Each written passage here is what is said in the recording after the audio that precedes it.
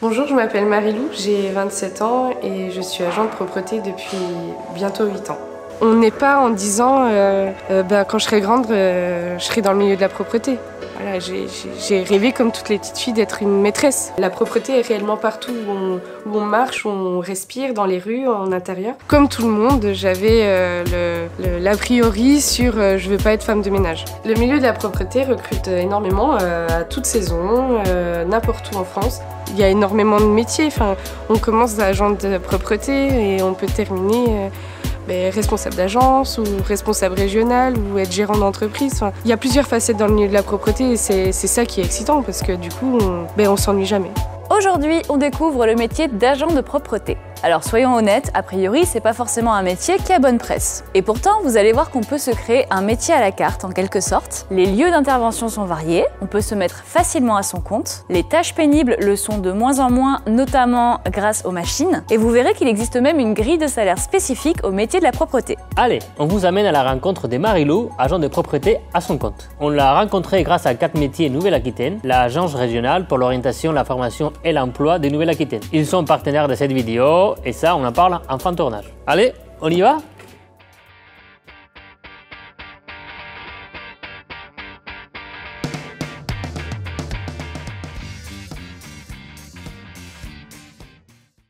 Donc mon métier, c'est des journées qui ne se ressemblent pas. Je peux faire du nettoyage chez un particulier, une journée ou une matinée, l'après-midi d'être sur un chantier de remise en état, faire des vitres, faire la remise en état des sols avec les machines. Ça peut être faire du bio-nettoyage dans des cabinets médicaux. Mais alors tu manges où? Tu manges toute seule dans ta voiture?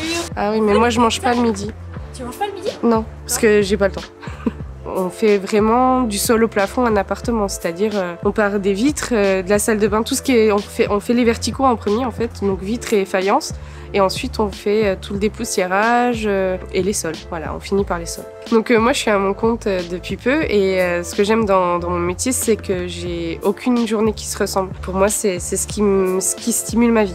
Ce qui est dur dans mon métier, c'est l'amplitude horaire. On peut commencer à 5h du matin et finir à 20h parce que un agent de propreté doit intervenir quand il n'y a pas le client. Par exemple, dans un bureau, on ne va pas intervenir quand il y a les clients qui sont dedans.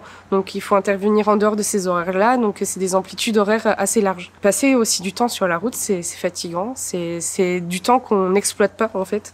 Comme tout le monde, j'avais l'a priori sur je veux pas être femme de ménage. Parce que quand on entend propreté, on entend femme de ménage, mais la propreté c'est un tout autre environnement en fait. Moi je savais même pas faire des vitres à la raclette avant de commencer, je faisais comme tout le monde avec du papier journal, j'avais des vitres tout le temps sales et j'ai appris à faire les vitres, j'ai appris à utiliser les machines et aujourd'hui je suis à des années-lumière d'être une femme de ménage. Je fais pas ce que je fais chez mes clients, c'est pas ce que je fais chez moi personnellement. C'est pas une passion mon métier, attention, j'ai d'autres passions, on peut avoir des passions, c'est des loisirs, mais mon métier j'aime vraiment mon métier en fait. On n'est pas en disant quand je serai grande, je serai dans le milieu de la propreté. Voilà, j'ai rêvé comme toutes les petites filles d'être une maîtresse. Et à la découverte du milieu de la propreté, on découvre qu'il y a énormément de métiers. Enfin, on commence agent de propreté et on peut terminer responsable d'agence ou responsable régional ou être gérant d'entreprise. Enfin, il y a plein de facettes dans le milieu de la propreté. Il y a l'assainissement qui fait partie de la propreté, il y a la stérilisation en milieu hospitalier. Il y a plusieurs facettes dans le milieu de la propreté et c'est ça qui est excitant parce que du coup, on s'ennuie jamais. Alors il y a 2 voies, donc la voie de l'apprentissage, donc qu'on peut commencer par un CAP agent de propreté. Ensuite on peut faire un bac professionnel hygiène, propreté et stérilisation. Ensuite il y a le BTS des métiers services à l'environnement et ensuite il y a la licence et le master. De l'autre côté il y a la voie de la professionnalisation, donc où ça sera plus des qualifications professionnelles. Donc on peut commencer avec l'agent machiniste simple et aller jusqu'à qualification professionnelle qui permet d'être responsable d'agence. Donc pour ces 2 voies, à chaque fois, il y a une partie qui est à l'école et une partie en entreprise où on effectue la théorie qu'on a appris à l'école. Donc en CAP, les matières, il va y avoir les matières générales qui sont l'anglais, le français, les maths, l'histoire, géographie, la physique, la chimie. La PSE, c'est la prévention santé environnement.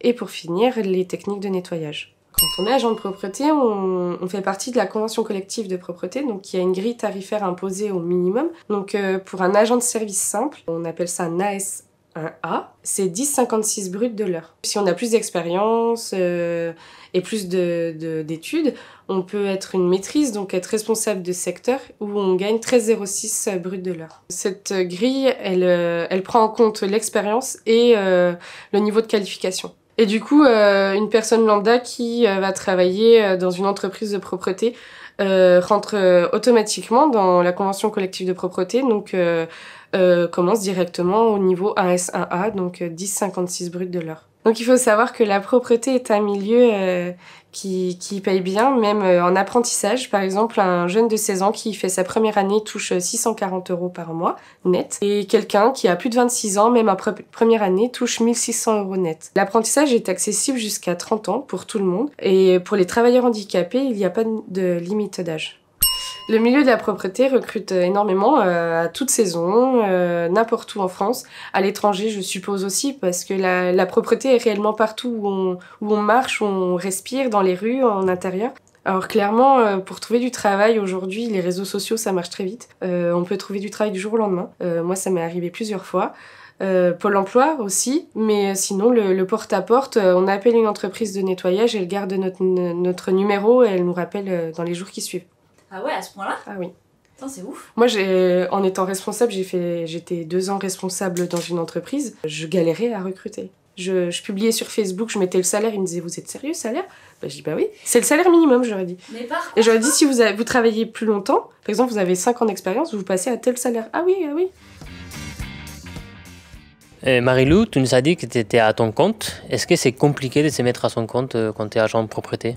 Alors, compliqué pour la formalité, non. On va à la chambre des métiers, on remplit un formulaire, c'est fait. Mais après, il faut savoir que c'est une insécurité financière. Si on ne trouve pas de clients, de chantier, il n'y a pas d'argent qui rentre. Et de manière générale, tu penses que c'est un métier qui peut être fait à mi-temps, en intérim ou en job d'été? Alors tout ça justement, parce que les entreprises de nettoyage recherchent tout le temps des agents de propreté, donc des petites missions, des fois ça peut être 4 heures par semaine, donc ça peut être un complément pour un job étudiant, un peu de mission d'intérim, surtout l'été.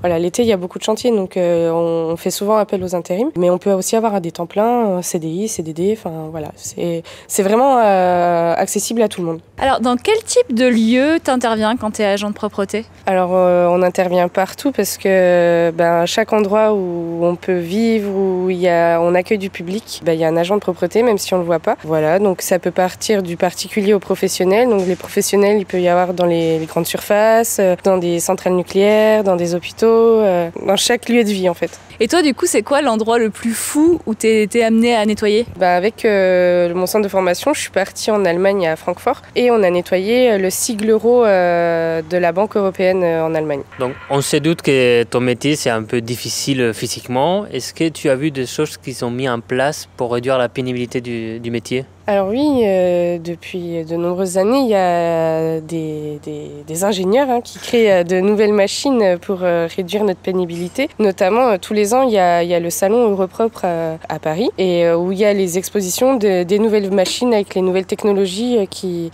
nous facilitent vraiment notre métier en fait. Et du coup, c'est quoi ta boîte à outils avec laquelle tu ne veux pas sortir? Alors, dans ma voiture, il y a toujours donc, un aspirateur, forcément, de quoi laver le sol, mon matériel à vitre, un escabeau et ma monobrosse avec un aspirateur à eau. Voilà.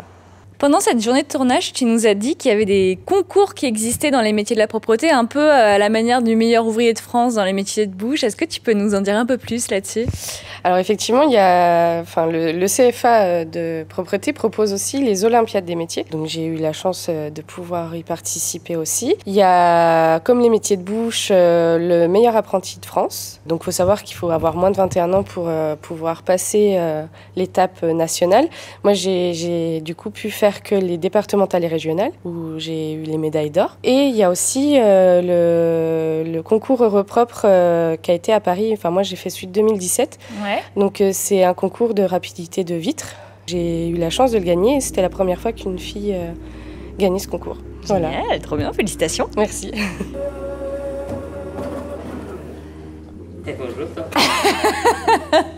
La vidéo touche à sa fin, on espère que vous avez passé un bon moment et que vous avez appris plein de choses sur les métiers de la propreté. En intro, on vous parlait de notre partenaire Cap Métiers Nouvelle-Aquitaine. C'est l'agence régionale pour l'orientation, la formation et l'emploi de Nouvelle-Aquitaine. Leur mission, c'est d'accompagner les gens dans leur orientation, que ce soit pour trouver sa voie, trouver une alternance, se reconvertir ou même encore monter sa boîte. Ils ont un site qui regorge d'infos, on vous met bien évidemment le lien en bio.